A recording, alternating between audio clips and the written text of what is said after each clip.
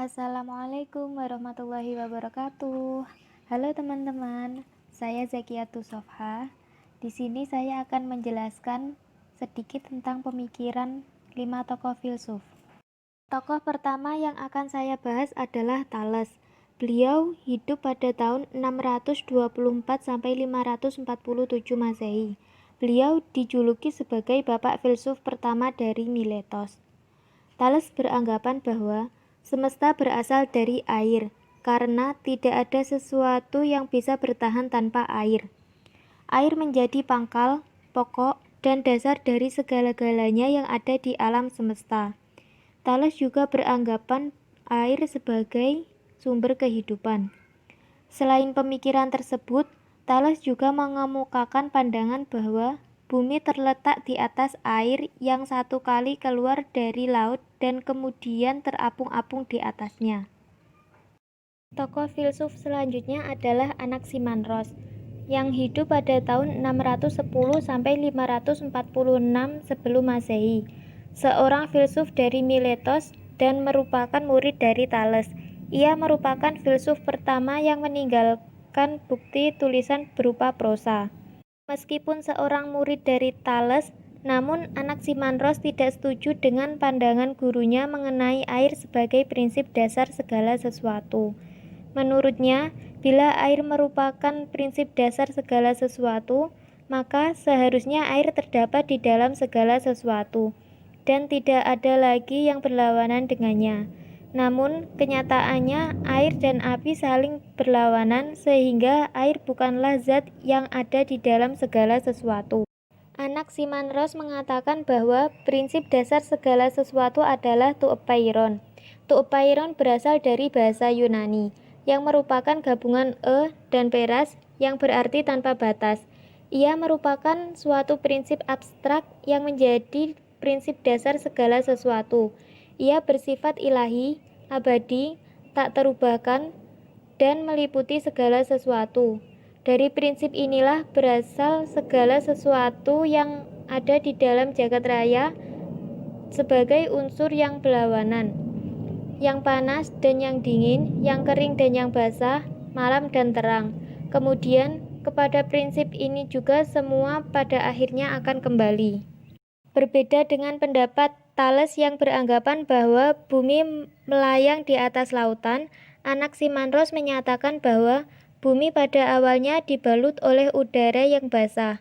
Karena perputaran terus-menerus, maka berangsur-angsur bumi menjadi kering, akhirnya tinggallah udara yang basah itu sebagai laut pada bumi. Filsuf yang ketiga adalah Anaximenes, filsuf dari Miletos dan merupakan murid dari Anaximanros.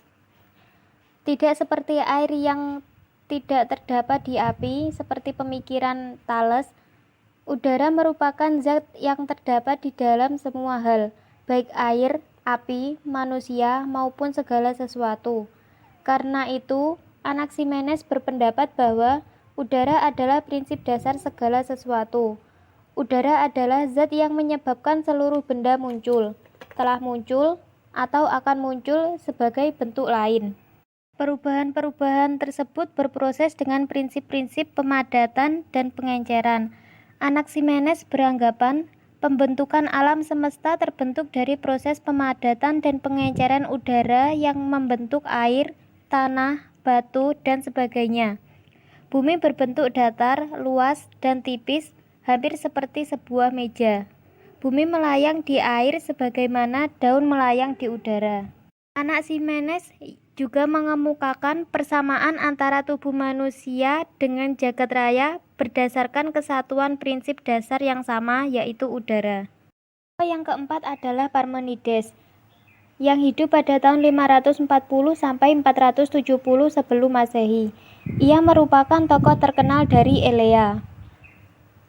Parmenides beranggapan bahwa inti utama dari jalan kebenaran adalah keyakinan bahwa hanya yang ada itu ada. Parmenides tidak mendefinisikan apa yang dimaksud yang ada, namun menyebutkan sifat-sifatnya.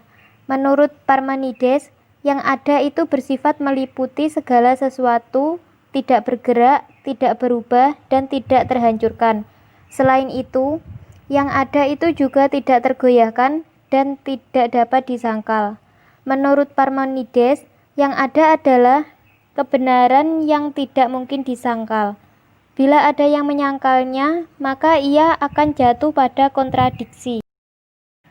Dan tokoh filsuf yang terakhir adalah Heraklitus yang hidup pada tahun 540 sampai 480 sebelum Masehi.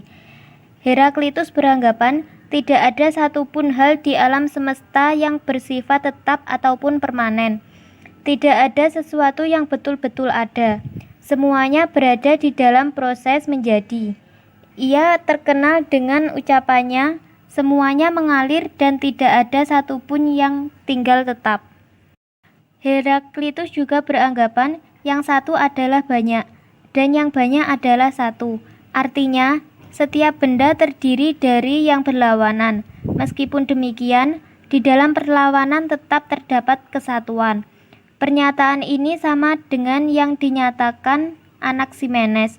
Hanya saja, Anaximenes mengatakan pertentangan tersebut sebagai ketidakadilan, sedangkan Heraklitus menyatakan bahwa pertentangan yang ada adalah prinsip keadilan.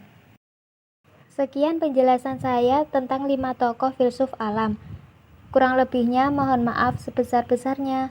Wassalamualaikum warahmatullahi wabarakatuh.